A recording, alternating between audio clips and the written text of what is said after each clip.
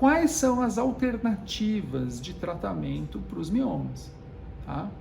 Então vamos lá. Primeira alternativa, quando o mioma não está incomodando, na maioria das vezes a gente não faz nada, ou seja, a alternativa 1 é não fazer nada, né? A alternativa 2, né, quando está incomodando, ou seja, quando aquela mulher menstrua muito, tem muito sangramento, está incomodada, anemia às vezes, ela está sangrando um monte, ela não tem qualidade de vida, uma alternativa que muitas vezes se usa é a alternativa hormonal, ou seja, usa-se, por exemplo, uma pílula, né, pílula anticoncepcional, usa essa pílula contínua, né, e aquilo vai bloquear a menstruação. Aí fica um alerta que é muito importante de falar, o que normalmente não se fala, né? Quando se corta a menstruação, muitas mulheres às vezes pensam assim: puxa vida, eu cortei a menstruação, então o mioma parou de se alimentar. Não é bem assim que funciona. Então, o mioma, ele não se alimenta da menstruação. O mioma, ele faz a menstruação aumentar. E aí o que acontece? Quando toma essas pílulas ou injeções contínuas, né, você corta a menstruação, mas não significa que o mioma parou de crescer.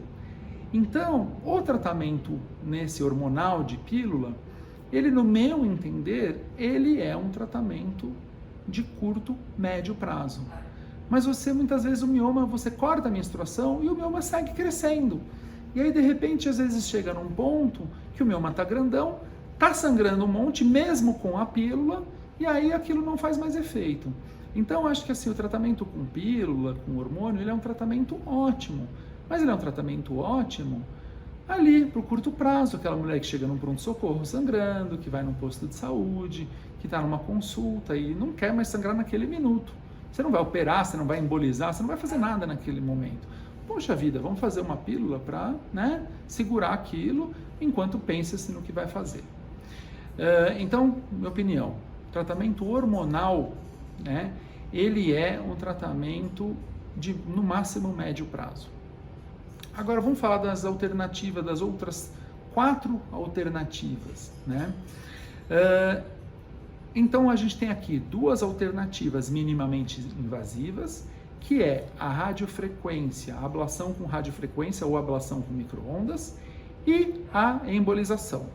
E 2 alternativas cirúrgicas, que é a histerectomia e a miomectomia. Vamos lá, segura que eu vou falar dessas 4. Então, vamos lá. O que é a ablação? Ablação é um nome meio estranho. Às vezes os pacientes chegam aqui e falam ablação. É ablação. Vamos escrever aqui. O pessoal do vídeo escreve aqui. Ablação. Ablação, seja ela com radiofrequência ou com micro-ondas, o que é? Se a gente pega uma agulha, a gente entra com a agulha dentro do mioma, com ultrassom direcionado por ultrassom, seja ultrassom transvaginal, seja ultrassom pela barriga, e aí essa agulha ela vai esquentar, ela vai cozinhar o mioma, vamos falar assim na linguagem do dia a dia. Ela vai provocar um calor, vai cozinhar esse mioma, as células nossas, quando elas passam de 50, 60 graus, elas morrem. A gente atinge essa temperatura do mioma, né, nas células do mioma, o mioma morre, depois o mioma seca e o mioma murcha, fica ali seco. Então essa é uma alternativa aí de a gente tratar, é queimar esses miomas. Seja com micro-ondas, seja com radiofrequência, é essa uma das alternativas que a gente tem hoje para fazer. Uma outra alternativa, né, então vamos falar agora da segunda alternativa por radiologia intervencionista, técnicas minimamente invasivas. É a embolização. O que é a embolização? A embolização, a gente faz uma punção da artéria, ou seja, eu entro dentro da artéria, pode ser da perna, pode ser do braço, pode ser do punho, pode ser de qualquer lugar. Normalmente a gente usa da perna. Mas aí muitas vezes pensam, puxa, é da perna porque eu vai até o útero, porque não, posso entrar até por aqui. Pode entrar pelo braço, pode entrar aqui na axila, é que normalmente a gente acaba usando a da perna. A gente vai com um catéter até a artéria que está nutrindo, que está irrigando esses miomas, e aí a gente injeta umas bolinhas, né, as microesferas, as micropartículas, que elas vão entupindo o fluxo de sangue para os miomas. Eu falo com as pacientes aqui que é igual eu pegar uma areia e ir lá jogando no ralo, até o ralo entupir. É mais ou menos do que acontece. Então a gente vai injetando essas bolinhas, elas vão indo pela circulação, vão entupindo o vaso que está irrigando e dando oxigênio para os miomas.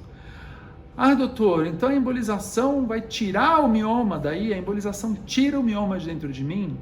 Não, a embolização não tira. O que a gente faz? A gente mata ele sem oxigênio e depois ele seca, ele murcha, ele fica, que nem eu falo, no meio de uma uva, ele vira uma uva passa e ele fica ali morto e para de dar problema e não vai crescer mais quando a técnica é bem empregada. Então, é uma coisa importante. Seja a ablação, que a gente esquenta por micro-ondas ou por radiofrequência, seja a embolização, o mioma não vai sair de lá, ele vai ficar lá, mas ele vai ficar lá mortinho, sem vascularização, sem vida, vai secar e vai parar de dar o sangramento. Importante isso, né? Às vezes assim, doutor, então ele vai diminuir e desaparecer. Não, também não é assim. É igual eu falei, é uma uva que vira uma uva passa. Não vai desaparecer, não vai desintegrar totalmente. Doutor, olha aqui outra pergunta aqui importante, né, que sempre me fazem. Puxa vida, o mioma, ele volta, vai voltar, essa técnica, seja com ablação, seja com embolização, ele volta, ele vai voltar. Normalmente, não. Quando ele é bem embolizado, quando ele é bem ablado, esse mioma morre. Ele não revive, né? Agora, uma coisa é importante falar. Vamos dizer uma mulher de 35 anos. Ela chega ali com os 35 anos, ela começou a menstruar com 15, vai para a gente facilitar a conta. Ela começou a menstruar com 15, ela chega ali com 35, tem, sei lá, 10 miomas. 15 aos 35 em 20 anos. Aí, vamos dizer, então a gente vai tratar os 10 miomas que seja por embolização. Vamos lá, a gente mata os 10 miomas, tá todos mortos ali, faz a ressonância de controle, tudo que é o mioma, tá tudo morto, secou, murchou. Aí vamos pensar que essa mulher, pode ser que ela entre na menopausa com 55 anos. Ela estava com 15, até os 35 ela fez 10 miomas. Nada impede que dos 35 aos 55 não possam aparecer outros miomas.